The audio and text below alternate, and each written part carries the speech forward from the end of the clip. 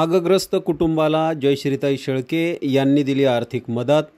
संग्रामपूर तालुक्यातील टुनकी येथे अचानक घराला आग लागल्याची घटना 20 जानेवारी रोजी सकाळी घडली। याबाबत माहिती मिळताच महाराष्ट्र प्रदेश काँग्रेसच्या सचिव जयश्रीताई शेळके यांनी आगग्रस्त कुटुंबाची भेट घेतली। साडीचोळी व आर्थिक मदत देऊन कुटुंबास हिम्मत देण्याचे काम केले। टुनकी येथील महादेव राजनकर व सुनीता महादेव राजनकर हे मोलमजुरी करून उदरनिर्वाह चालवतात। या दाम्पत्याच्या घराला शनिवारी सकाळी भीषण आग लागली।